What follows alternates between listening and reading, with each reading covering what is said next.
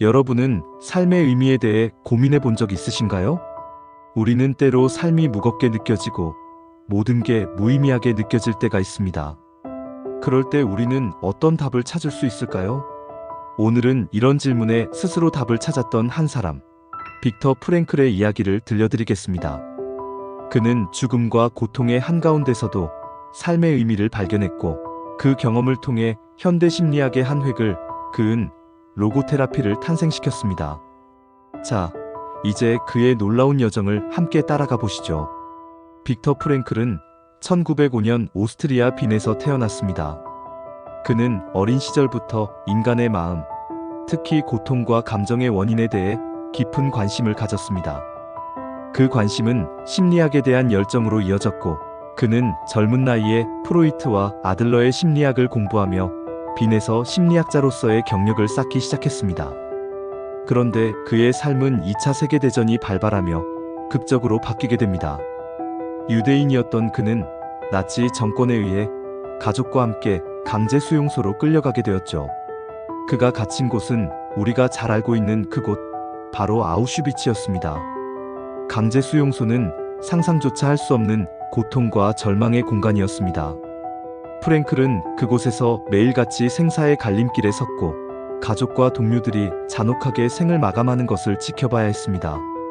추운 날씨, 굶주림, 그리고 매 순간 밀려드는 죽음의 공포 속에서 그는 스스로에게 한 가지 질문을 던지기 시작했습니다. 왜 나는 살아야 하는가? 이 질문은 단순히 생존의 이유를 묻는 것이 아니었습니다. 그는 절망적인 상황에서도 삶의 의미를 찾고 싶었던 겁니다. 여러분은 어떨까요? 만약 여러분이 그런 상황에 처했다면 그 질문에 어떤 대답을 했을까요? 프랭클은 그 절망 속에서 자신만의 답을 찾아냅니다. 내 삶의 의미는 내가 사랑했던 사람들, 내가 남기고 싶은 가치, 그리고 이 끔찍한 경험을 통해 세상에 전해야 할 메시지를 찾는 것이다. 그는 한 가지 중요한 깨달음을 얻었습니다. 고통은 피할 수 없는 상황에서는 그것을 어떻게 받아들이느냐에 따라 삶의 의미가 달라질 수 있다.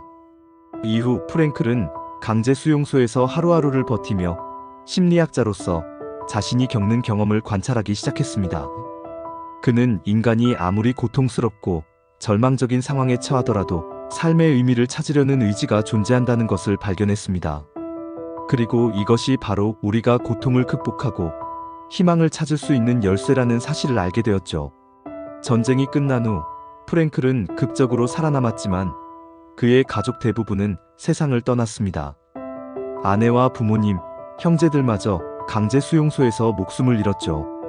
그럼에도 불구하고 그는 절망에 빠지지 않았습니다. 그는 자신이 수용소에서 배운 깨달음을 세상과 나누기로 결심했습니다. 프랭클은 이렇게 말합니다. 삶이 당신에게 질문을 던질 때 그 질문에 답하는 건 바로 당신이다. 그는 자신의 경험을 바탕으로 로고테라피라는 심리치료법을 발전시켰습니다. 로고테라피는 그리스어로 의미를 뜻하는 로고스에서 나온 말로 삶의 의미를 찾는 과정을 돕는 치료법입니다. 프랭클은 말합니다. 삶의 의미는 누군가가 주는 것이 아니라 당신 스스로 발견해야 한다. 그는 특히 고통을 단순히 피해야 할 것이 아니라 그것을 통해 삶의 의미를 발견할 수 있는 기회로 보았습니다. 이것이 바로 로고테라피의 핵심입니다. 그의 이야기는 단지 역사 속 이야기로 끝나지 않습니다. 오늘날 우리는 번아웃, 스트레스, 공허함과 같은 문제로 고통받고 있습니다.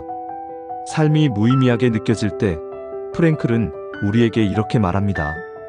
고통 속에서도 삶의 의미를 찾을 수 있다.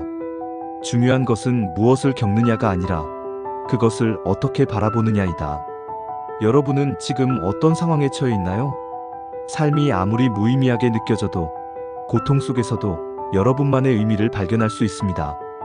삶의 의미는 누군가가 대신 찾아줄 수 없지만 여러분이 그것을 찾아내는 순간 모든 것이 변하게 될 것입니다. 프랭클의 이야기는 우리에게 묻고 있습니다. 왜 살아야 하는가? 나는 무엇을 위해 존재하는가? 빅터 프랭클의 이야기는 고통과 시련 속에서도 우리가 삶의 의미를 발견할 수 있다는 희망을 줍니다. 그는 말합니다. 삶에서 중요한 것은 우리가 무엇을 기대하는지가 아니라 삶이 우리에게 무엇을 기대하는지에 답하는 것이다. 이제 여러분도 프랭클처럼 자신만의 의미를 찾아가는 여정을 시작해보세요. 오늘의 이야기가 여러분께 작은 위로와 영감이 되었길 바랍니다. 구독과 좋아요로 더 많은 이야기를 함께 해주세요. 감사합니다.